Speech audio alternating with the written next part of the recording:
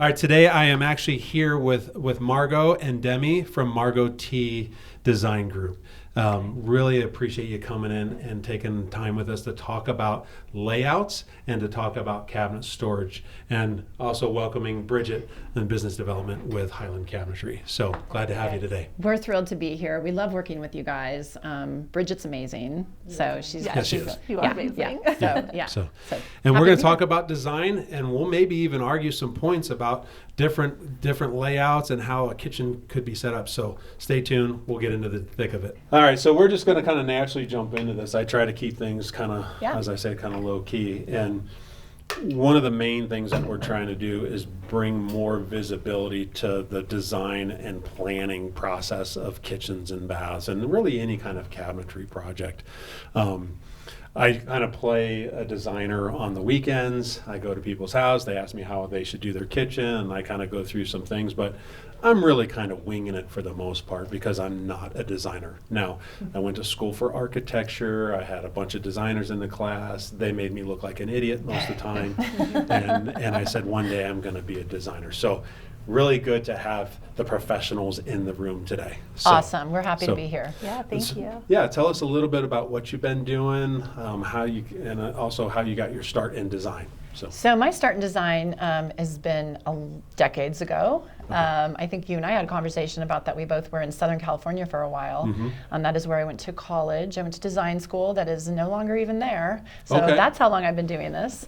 I've just always had a visual brain, and I feel like I was always like kind of rearranging my room as a child. My dad was a contractor, and he actually built houses from scratch, so I would kind of like envision what they would be and kind of maybe actually give him ideas, probably even before I should have been doing that. Right. So yeah, I just think it just came naturally to me.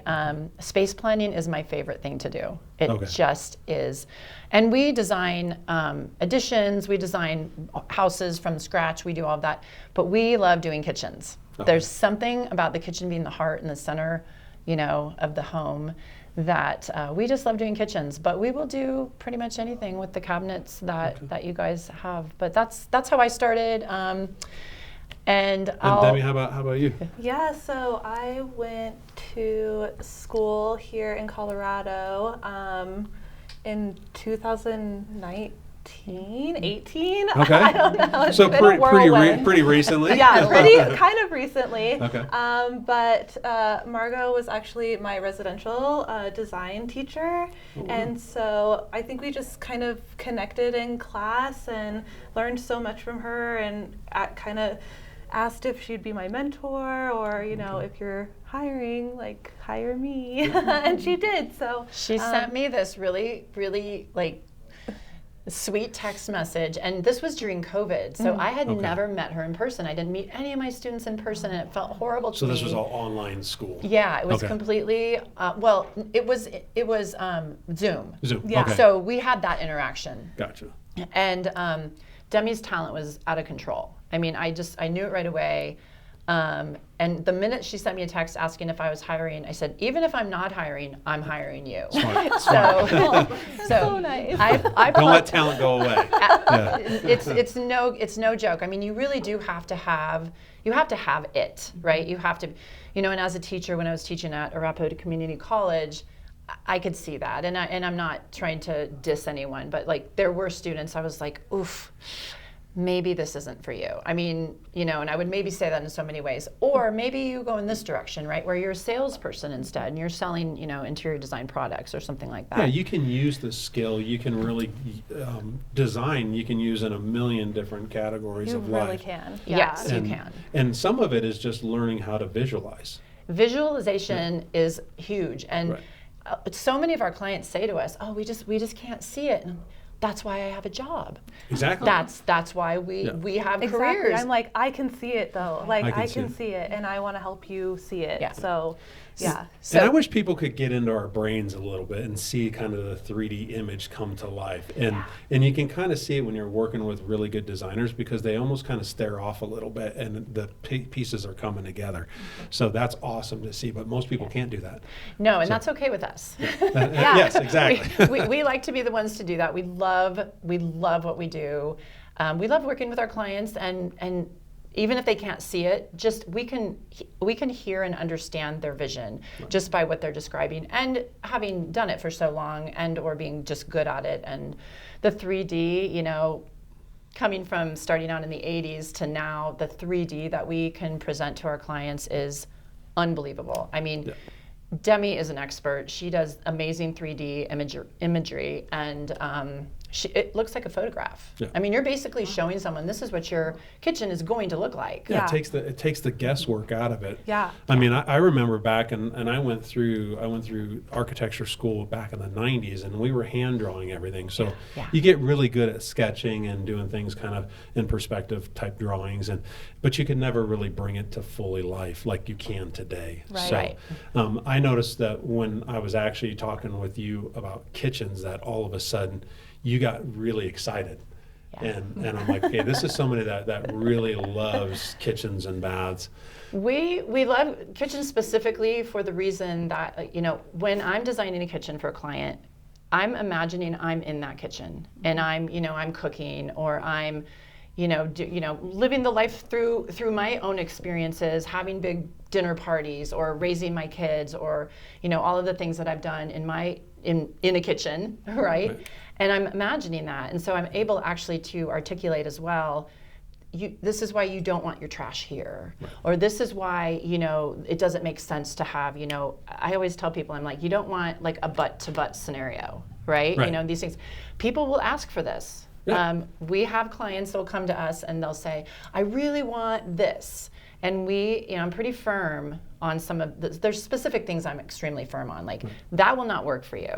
Right. And I can't put my name on that design. This is kind of what I tell people. Because you know the butts are going to fight, right? Yeah. That's for the space, especially when you're looking at space planning. Yes. So my main primary question that I wanted to ask you today is just really about that, because kitchen spaces have completely changed over the years, where it used to be just one person in the kitchen, right? Mm-hmm. And now it's a family affair. Right. So fighting for that space, fighting for that layout that works for the whole family is the most important. So I think my main question for today is the work triangle still alive? The work triangle is such a variable.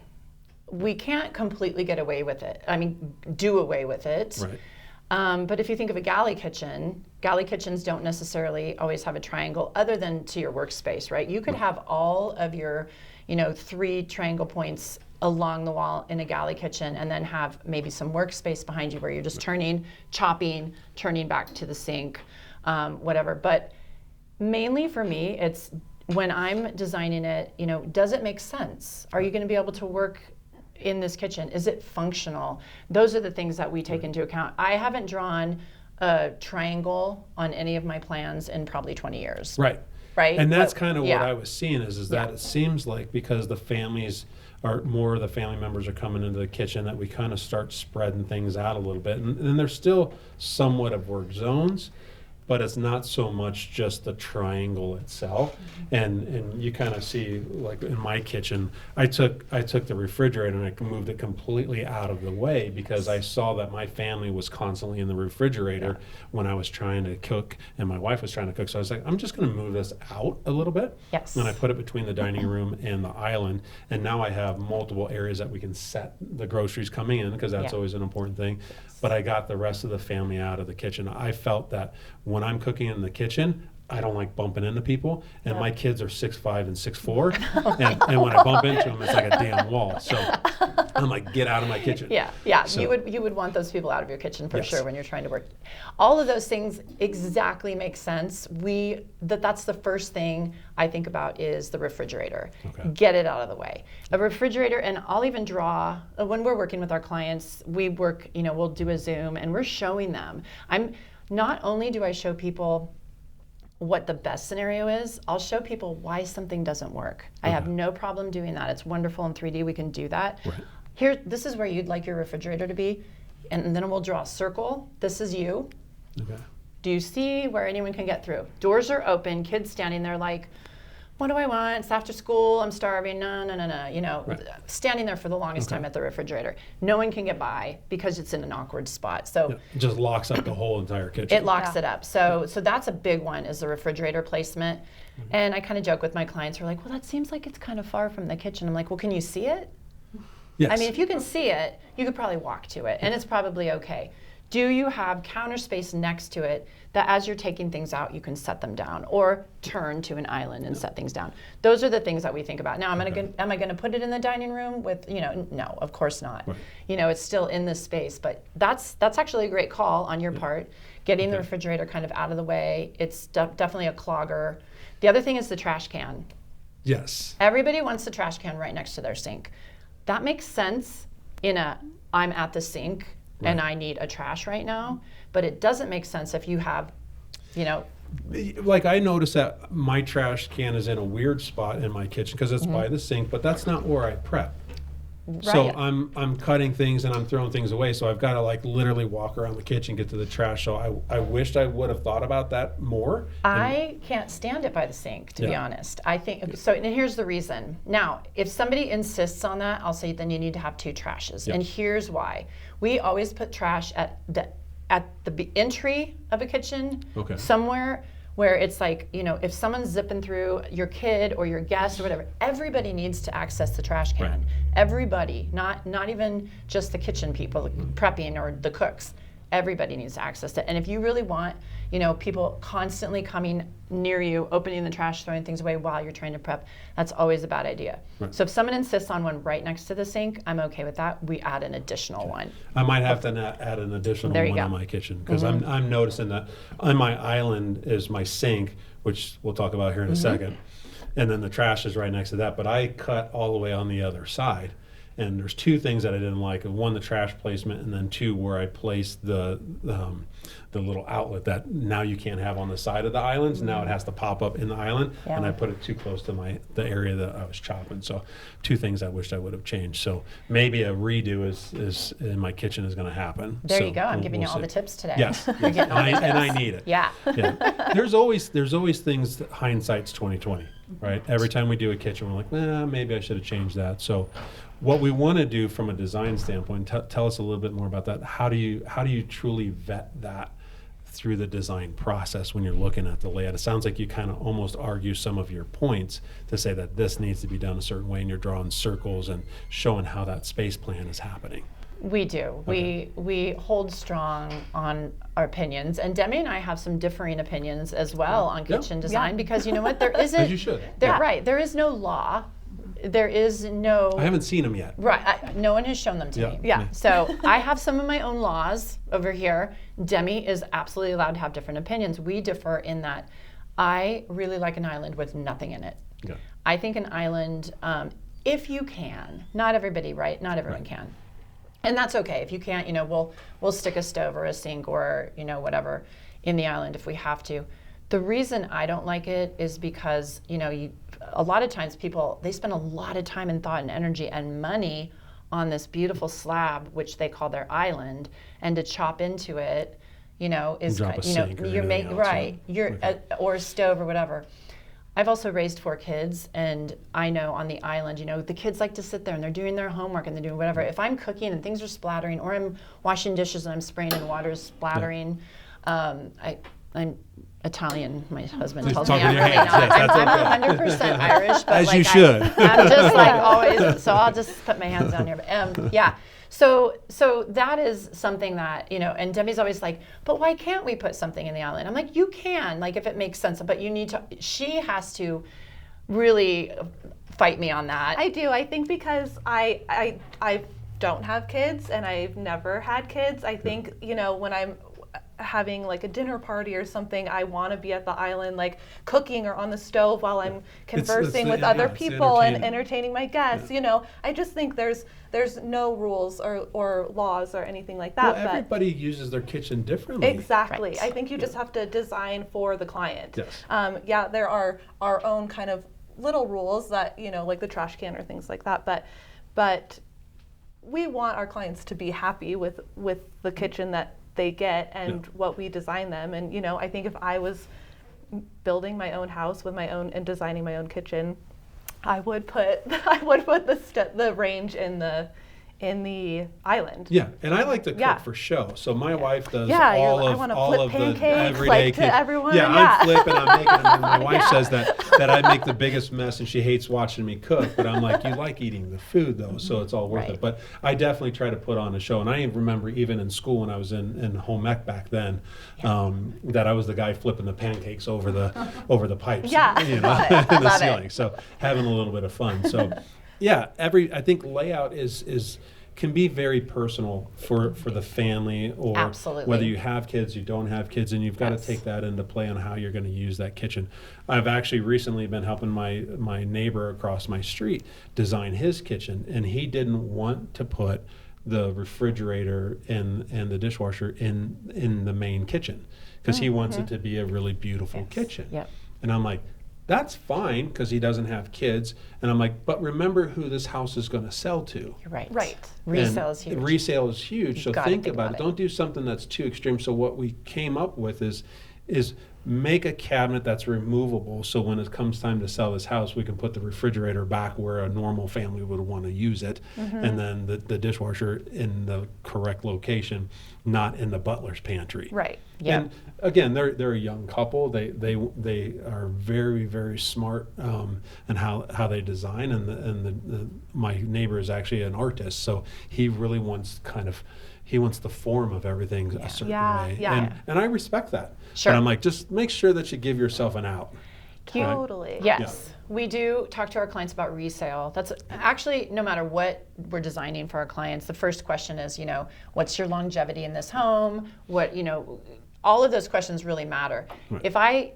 If we get a client who's just like, this is it, I don't care, they're my age, they have maybe, this is their last remodel possibly, right? So last hurrah. That's the last hurrah. You guys do whatever you want. We're going to still make a really good design for you, but I mean, as far as if you have a serious preference because you've lived on this earth long enough to just have that serious preference, then we're going to do that for you.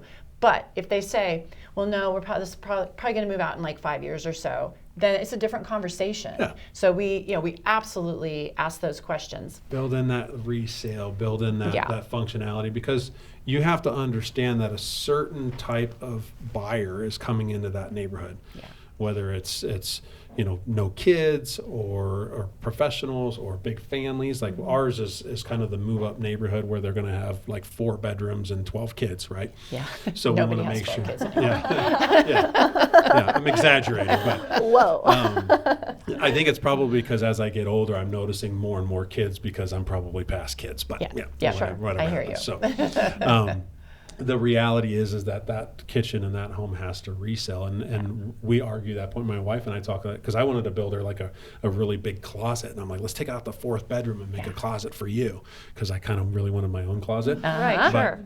She's like, no, we've got to resell it, and I'm like, I don't care about that. And she's like, yes, let's. So she's got to kind of ground me too. Oh no, I actually did that though, and it's amazing. Yes. I absolutely took the 4th bedroom in it as my closet. It's amazing. Do you think our oldest son would get mad if we turned his bedroom into a closet? You should wait till he moves out. He has moved out. He's been out for 8 years. Okay, that's a whole nother story. Goodbye. Yeah, he's gone. Yeah, they're Not gone. your room He's 30, anymore. so. Well, here's another funny part about kitchens is that you go through these phases in your life, and are both of your kids gone? Both of them. Yes. Okay, so same here. Our kids are gone.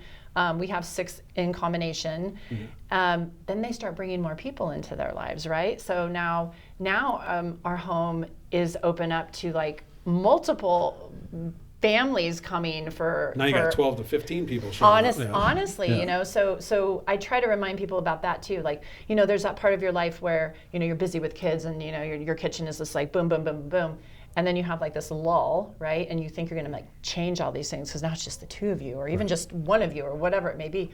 Well, they're coming back. And more people show up. Right? And then more people show up. Damn it. And it's wonderful. I think it's wonderful. But so I think about all those things. We actually just did a remodel, a complete gut. This house, we brought it down to the core, to nothing, pretty much. And that's the phase that they're in. They're preparing for like their families to come visit for holidays or for maybe extended periods of time. And so instead of getting rid of bedrooms, they're adding bedrooms, and grandkids are coming along. And I found that really interesting because I was like, no, first of all, not everyone can afford to do that. Right, absolutely. To just like create this home for people that might come. The practical side of that does not hit me. I'm more just like, you're coming for 3 or 4 days, right?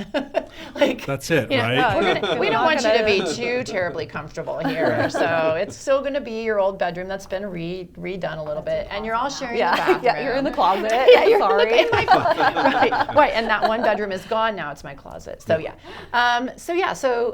so there are all kinds of different life changes and life directions that we take.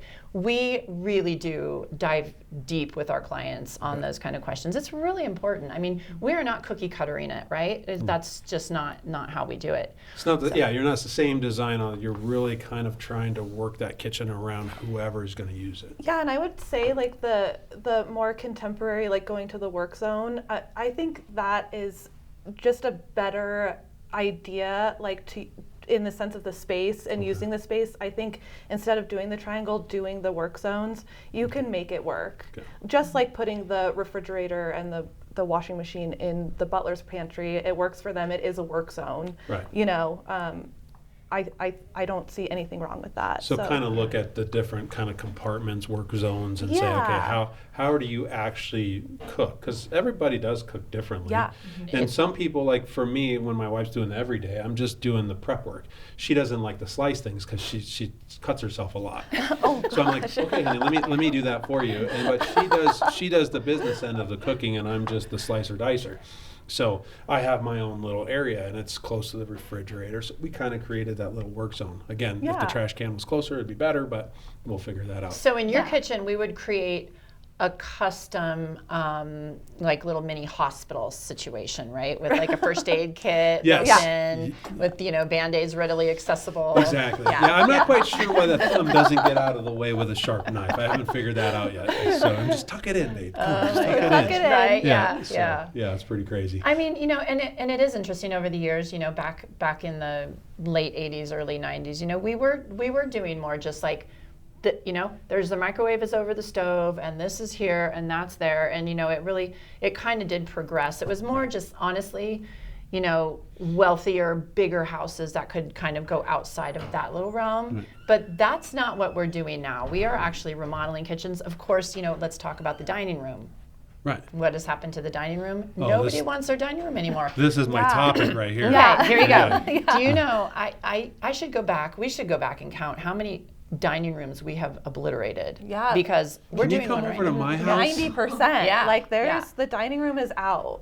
That is literally the argument that we're having today at my house. Okay. Because we did this big, beautiful kitchen, and then there's this dark dining room that nobody uses. And it collects dust, and I'm like, let's blow that out. My wife loves to bake, and I'm like, let me make a baking area for you, like your own cool butler's pantry baking area. With no knives. With no knives. Yes. Yeah. Baking's pretty safe. Yeah, baking's safe. You're okay. You can do it with a dull knife.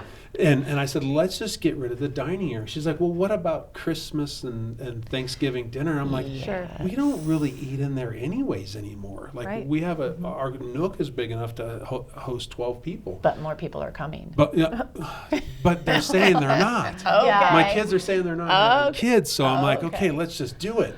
So I'm like, let's make that area. So I think our house would be perfect if we did the baking area, take the dining room out.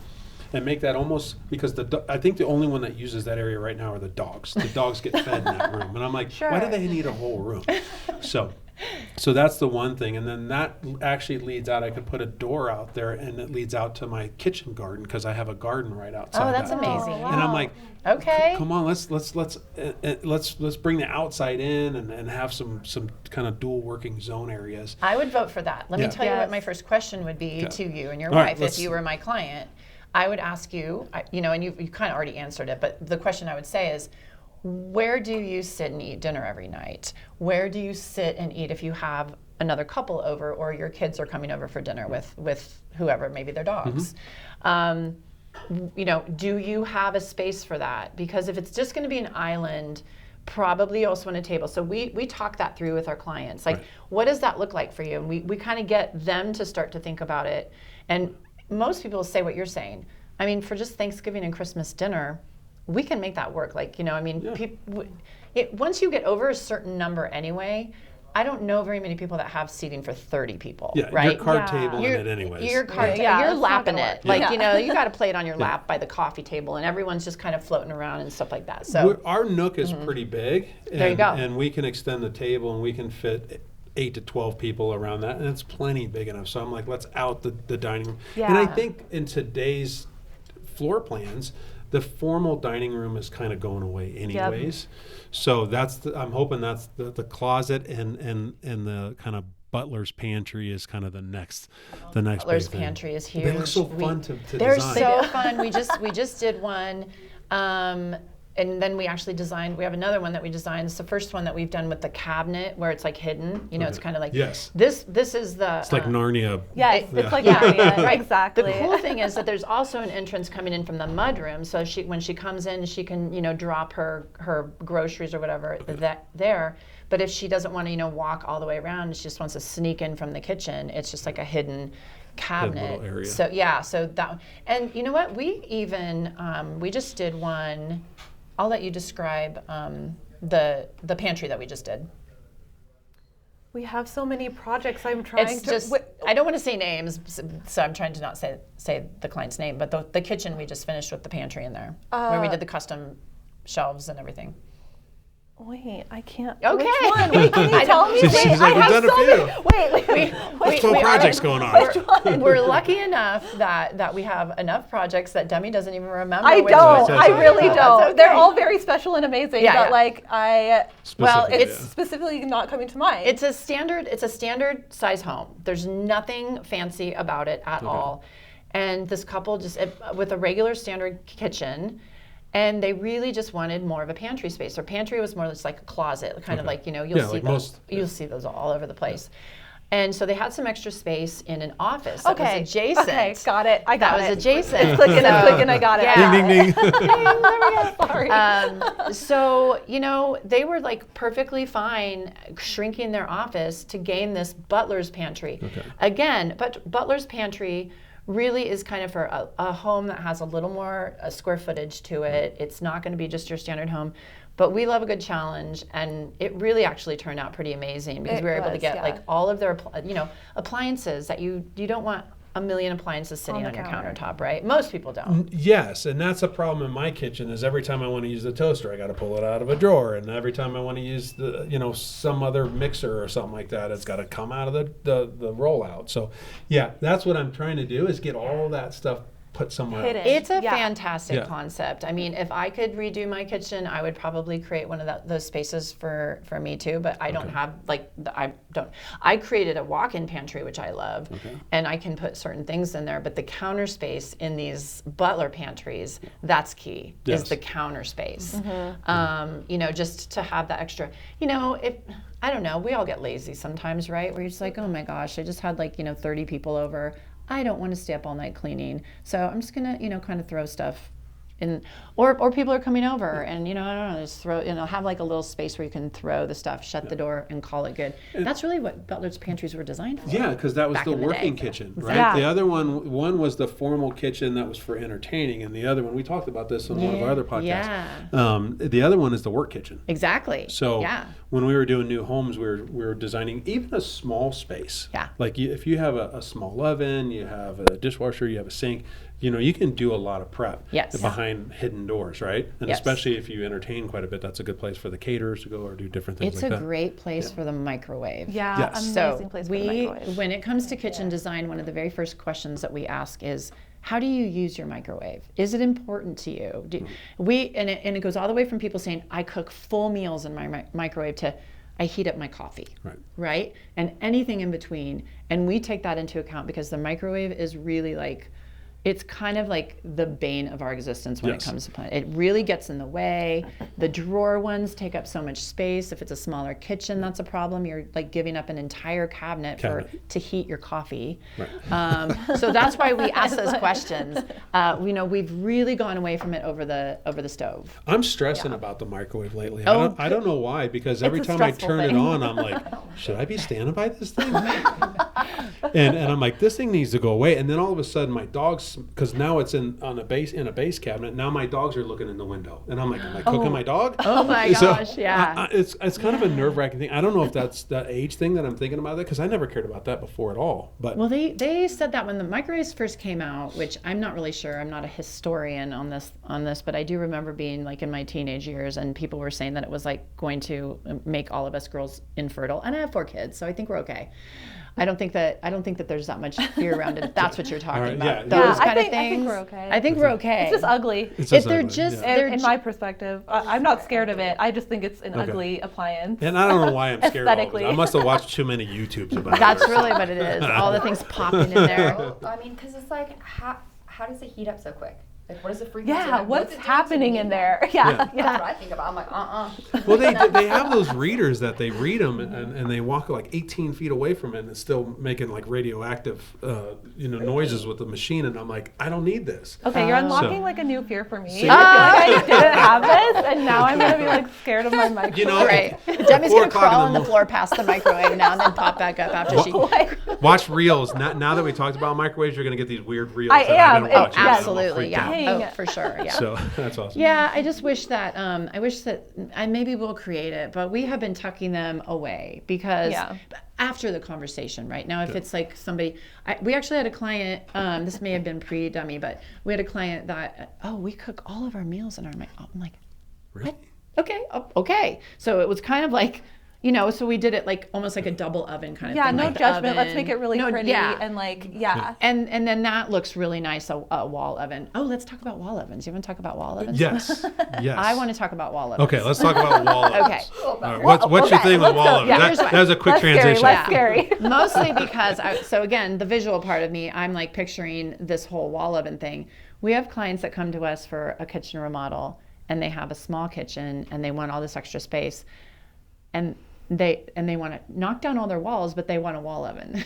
And it's such a catch-22. I'm like, well, you have to have walls to have a wall oven. Get it? And a wall oven will cut your counter space, right? Yes. So it divides the whole thing. Yes. So it's another whole conversation. Like, how important is your wall oven to you? Do you really use 2 ovens? How often do you use 2 ovens? Because, so we go into those conversations too about that. Right. And does this make sense? And we really explain to our clients, like, you are losing counter space for this. So you came to us originally saying, I want tons of counter space, So anyway, those are just the conversations that we have about appliances and all. And we changed we went from double wall ovens to a 48-inch range. There you go. Right. And I thought that was a great, it takes an adjustment because now you're kind of bending down to get things, but it was a quick transition, but it looks amazing. Oh, yeah. It probably looks beautiful. Yeah, super cool looking.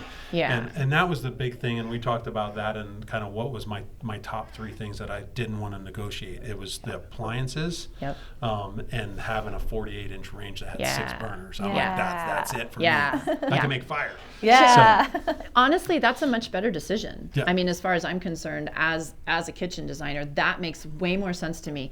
And I love that you knew that's what you wanted. That's really helpful to us as designers when a client's like, these are my non-negotiables, right? That gives us a starting point, and we can build around that versus us just trying to imagine, So having that kind of communication with our clients is really important as well. Yeah, I think kind of the kitchen has to be designed around a lot of the appliances. So from a layout standpoint, is really kind of positioning those, figuring out how can we get more countertop space, how can we eliminate, and sometimes you are stuck on, no, this is what I have to have, and then you design around it. Yeah. But I think that was kind of the internal conversations that my wife Megan and I were having. Is like, I want this, and she's like, no, I still want it this way. And I'm like, let's talk about it. So I probably needed a professional to work us through some of those because sometimes I got a little heated. We're also part-time marriage counselors. Yes, and I could have used that for sure. All right, let's talk next topic because we're talking a little bit about layouts there. But another question I had is backsplashes. Okay, let's talk about backsplashes. Because everybody is, like the backsplash is such a big deal. It is and it isn't. I'm talking into this microphone as if it was like really special. I don't know why I'm doing that. That's okay. It is and it isn't, to be honest. Two things. We tell our clients either the countertop is special or the backsplash is special. They both can't be weirdly special together. Okay. Yeah. Or good advice. Yeah. Right? Good advice, because they can clash. Oh my gosh. Yeah. Like, I mean, that's like the saddest thing I see when someone is like, we really love this countertop, and the countertop is like, really alive, and we really love this tile. And I say, no. Not gonna do it. So we do, we say it in the very nicest way, by the way. I think no is effective, though. No is very effective. Just that is a no That's for a hard me. pass. It's going to look terrible. And if your goal is to have a terrible looking kitchen, then I guess we could do that. Yeah. But so the other big thing is budget. Because right now it's really a thing to carry your countertop up into the backsplash, which is really, really lovely. I love that. It is very beautiful. Really, really expensive. Yes. Yeah. So I just tell people right off the bat, like, look, I mean, if that is your number one thing that you want in your kitchen, we can make that happen. Here are the numbers associated to that, and here are the numbers to this other option. 90% of the time it's the other option. Yes. That's how much more expensive it is.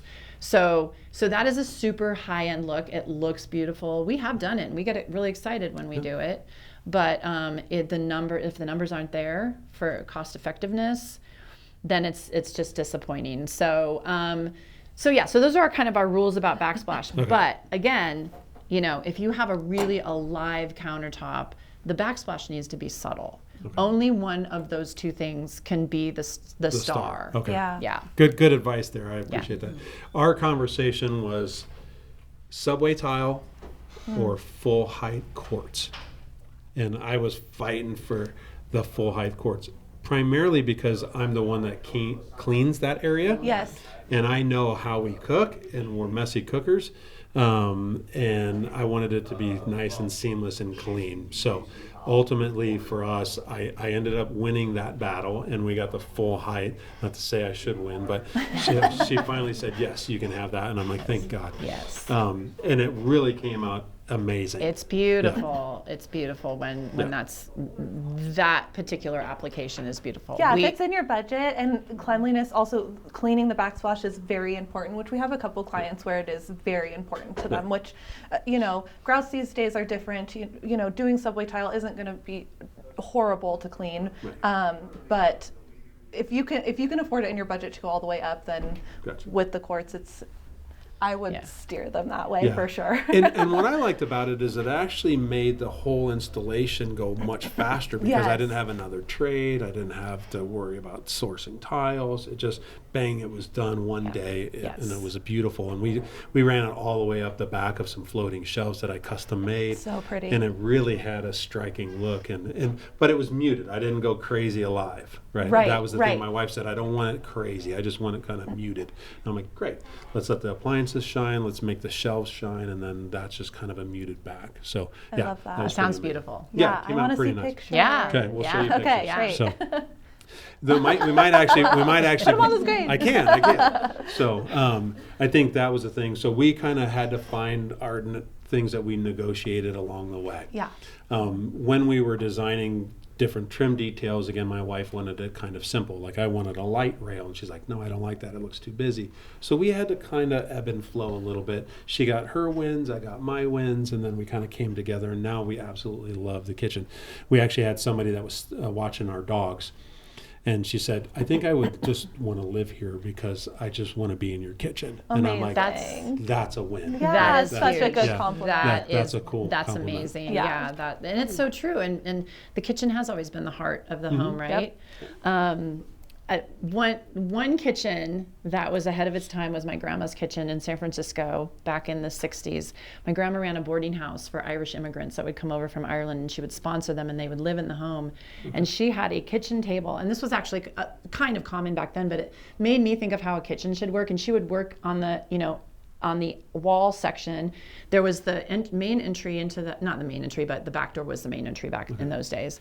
And just this kitchen table that everyone would sit around, people would be helping to cook at the kitchen table, but it was like the most lively kitchen that I experienced as a child. Yeah. That, I mean, I just remember thinking, this is the coolest, like, it was like a social gathering thing. Mm-hmm. She didn't even use the other parts of her house. Like, it was crazy. That was it. That was she it. And lived there. Exactly. And, you know, I actually took that, when she passed, I took that table, because the table was just like, so, you know, it was one of those 50s tables. Yeah. I was like, this is just such a, that's what like, you remember. It's what I remember. I mean, you know, memories like that from your childhood where you remember a kitchen, like that's how important awesome. Kitchens are. They're completely. Yes. Yeah. And they will change, especially when you remodel your kitchen. It will change the way you live. Yep. Yes. And I didn't realize that, because I did thousands of kitchens before I was 50 years old by the time I got my own kitchen. Yeah. And I'm a master cabinet maker by trade. Right. That's sad. Right. But it's real. It's real, right? It's yeah. You know, same here. Shoots, yeah. So it's 50 years old. I finally did the kitchen. I finally, bit the bullet there. And I can't believe how different we live, how much we invite people over now, how much the family comes together. During the holidays, we all now cook together, because my kitchen before was ugly, right? It was that kind of butterscotchy look with the ugly busy, like I think it was supposed to be granite for Micah. It was bad. So we tore all that stuff out. New kitchen, and what a better life. And now we sit there and I can always tell that we're so happy, because each of us plays with the lights. I'll go in and I'll turn this light on, and then I go and I sit on the couch, and then my wife turns on another light, and it's almost like the fighting of the lights, but it's pretty fun. That's so similar to the story of my kitchen. You described the kitchen so my husband owned the house before we got married later in life to each other, and his kitchen was just like that, and there was a wall, in the way. Okay. And when we remodeled, we took the wall down, and anyone that had been in that house prior and then they came back after we did the remodel, they're just blown away. And You're exactly right. It changes everything about how we live. And to this day, it's been like 6 years-ish. Yeah. We still walk in the kitchen and go, oh my God, I just love my kitchen. And I tell my clients that. I tell them, like, look, this is not going to be fun. Okay? Let's just be honest. Doing a kitchen remodel, the actual act of the construction, not fun.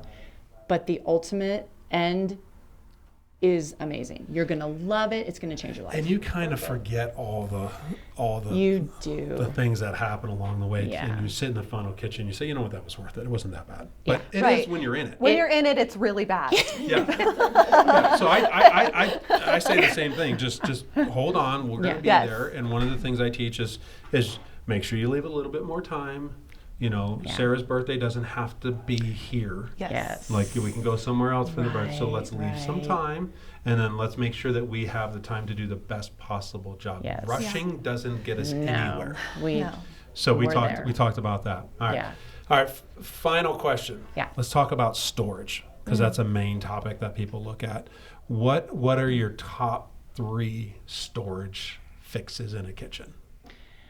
I would say, if you don't have the room for a walk-in pantry, right? You just simply don't have room. Then you need the cabinet pantries, right? Okay. With the pull-outs and all that. I've had clients who way overthink the storage. Okay. Way overthink. They're sending me a list of every single thing they're going to put and which cabinet are we putting this into, right? Like, literally. Right. That's overthinking. The kitchen isn't that. You're going to naturally know where to put things. I'm not a huge fan. I'm on Instagram. I see all these like this kitchen that's just like the bells and the whistles and spot for this and a spot for that. Yeah. It's overthinking as far as I'm concerned. Yes. And I agree with that. Yeah. It kind of ebbs and flows once you start using the space, because even if you planned it that way, you're likely going to move something. You're exactly right. Yep. It's not really it's not really conducive to like getting in there and like actually seeing like, how is this kitchen going to work. It's also ridiculously expensive to like really every drawer has something special in it for something crazy special. $300 divider. Seriously. It's not necessary. It is not necessary. I really talk my clients out of that. And the way I talk them out of things like that is saying, there are aftermarket products that you can most certainly put in your cabinets, right? Yeah. And it makes more sense because, you don't, if you trick out every drawer and then you just want a drawer for junk, what's going to happen there? Yeah, why does your junk got to be organized? That's right. That's what's called a junk drawer for a reason. Let it be a junk drawer. Exactly. I mean, everyone needs a junk drawer or 2 or 3. Yeah. So, but one thing I do tell my clients is this: if they don't have the space for the walk-in pantry, and everybody wants the pull-outs, right? And you got to have one cabinet that does not. It's just a cabinet, right? And it's for maybe your crock pot or your mixer or the things that. And again, I'm talking about if you don't have a walk-in pantry to put these. They have to live in your cabinetry, and you don't want them on your. Because if you trick out every cabinet, you're not going to have that kind of flexible space for these larger items. Or, I've lived long enough to have gone through like several dozen different kind of like contraptions for your kitchen, right? I mean, I'm back to like a toaster and pots and pans and like basic. Again. How many spice carousels can you have? Yeah, no, seriously, right? So I kind of try to talk people down from over accessorizing the storage in their kitchens. And it's actually been pretty effective. I think that people actually have listened to that over the years. Yeah, and I think also we do a good job listening to people's needs too, of course. And like we do sit down with them and kind of go through every cabinet and not overthink it, but just a quick little, do you want drawers here? Do you want a cabinet here? What's going to work best for your life? But not like, okay, let's get this thing to put in this cabinet to make this thing, line these things up in a certain way. Let's get the space figured out. Yeah, drawers, no drawers, and then we drawers, can kind no of play drawers, with it cabinet, exactly. Okay. Yeah, because I think you do have to live in it. But like with a spice rack or spice pull out or something like that. If someone cooks a lot, I think it is important. Okay, let's get them the 9-inch spice pull out or something like that. Yeah, and I thought I was in my kitchen. I thought I was being tricked, and I got those little 6-inch kind of pull-out drawers. I'm like, oh, we're going to use those for everything. Yeah. The minute I installed that thing, my wife looked at it and goes, what the hell am I going to do with that? What are we putting in there? I actually talk people out of those. Yeah. I tell See, them you're like, smarter than me for sure. Well, because I was like, I'm sold on this. But so people come into showrooms like your showrooms and they see things like that and they're like, this is really cool. I'm like, right, but there's a couple of things. First of all, you're not really supposed to put your spices right next to the stove because the stove puts off heat, which can actually mess your spices up. Yeah, mess your spice. So there's one point. The other point is like if I'm tall, so I don't want to get down here to get like my salt. I'm more inclined to reach up or just to have it like in a drawer. Another big one that I'm not a big fan if someone says I only want drawers. I agree. Again, we're seeing that a lot. Yes. If you have that butler's pantry, if you have that walk-in pantry where you can put your heavier utility items or whatever, then maybe it's okay. But if someone comes to me with that strong conviction and they don't have that, I start asking them questions. Well, where do you see storing your mixer that weighs 7,000 pounds and is going to break your drawer? Really, I promise you. I start asking the questions about that. And I think I've managed to get people to say just one cabinet is all I'm telling you have to have. I don't know where that came from. I don't know if it's HGTV. All the drawers. Yeah, where it came just from. only drawers. We only want drawers. Yeah, and one of the things that we do is if they want only drawers, maybe we'll take a cabinet and we'll give them a couple of rollouts and say this can come out if you need it to. Right. There you go. So again, kind of building in some flex. Yeah. Don't lock it in completely. Like no, you can't change it now. Yeah. So a regular cabinet, some extra rollouts if they need them. Right. Once you put things away and you need the rollouts, put them in. There you go. So So design some flex in there. All right. But we love drawers. Yes, drawers are great. They're great. They're great. Right? Just you don't need every single cabinet. Let a regular cabinet be a regular cabinet. Yeah. Okay. All right. Last question. This is kind of like the toilet paper over or under conversation. Okay. Love it. Oh gosh. Bring it on. Where the hell do you put the silverware in a kitchen? So the silverware, in my opinion, should be nearest to wherever you're going to set the table or wherever you're going to eat. Okay. It's very personal, right? I mean, I talk about Yeah, that because I more would than say anything. I'm really lazy and I hate doing the dishes, and I would rather my silverware be close to the dishwasher. So I can like really easily, because it's so many things I have to like you got to put put them away. I laugh at people that say that. Okay, see? See? Wait, I'm just really lazy. And also, I don't have anyone over. I'm like, I don't really have company. I don't know. Well, the thing about when people tell me, well, I want to be able to put everything away from the dishwasher just like right there. And I think to myself, so your entire kitchen is maybe 10, 12 steps. Yes. Aren't we all supposed to get like 2,500 or 10,000 steps? 10,000 steps, yes. So it's okay I to think walk it's okay. Okay. And also the silverware thingy comes out, and you can carry it over to the drawer where you're going to put it. So I really do try to talk to people about these things when they have these ideas, and I don't know where they formulated them, somewhere in their childhood or wherever, and that's totally fine.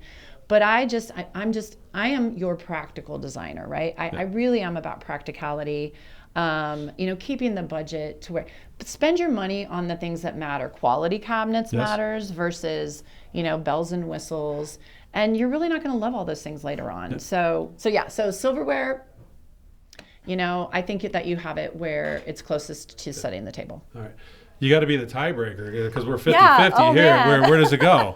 I think it goes by the dishwasher. I've also moved my silverware like 6 times. Well, there you go. So, I see flexibility. I think we're designing flexibility in. All right. Yes, because mine's got to be able to change by it. where we set it. So yeah. I know I don't get a vote, but I'm it's a tie. Yeah, there you go. And you're right. Over under on the toilet paper. Yeah, right? and it could be different. Again, back to use your kitchen differently depending on where you're at in life, right? So Very for us, entertaining is a lot of what we do, and I want to bring people over and kind of have fun with people and engage people. And if you don't do it all the time, maybe that changes the way you design kitchens. So most importantly, let's leave this with the final thought. Your kitchen is your kitchen. Yeah. Yes. All right. Yes. Design it around the way that you live and the way that your family uses it and the way that you're going to continually use it over time. Yes. Okay? Because everybody goes through stages in your life. You're going to build a kitchen. It's not like you're going to remodel your kitchen every 5 years. No. So think ahead. Yes. All right? And it is your kitchen. Absolutely. All right? So, Margo, thank you so much for your time. Demi, appreciate you coming in. And Bridget, this is always a fun topic. I'm glad. I think we're learning. I think I'm going to have to redo my kitchen now. At least move your silverware. Yes, I'm going to move my silverware. Trash can. Yes, and I'm going to pray that I can get the dining room gone. So, maybe I'll show you pictures of that when it's done. Yeah. All right, guys. Thank you so much. Thanks for having us. Yeah, it's been fun. Thanks so much.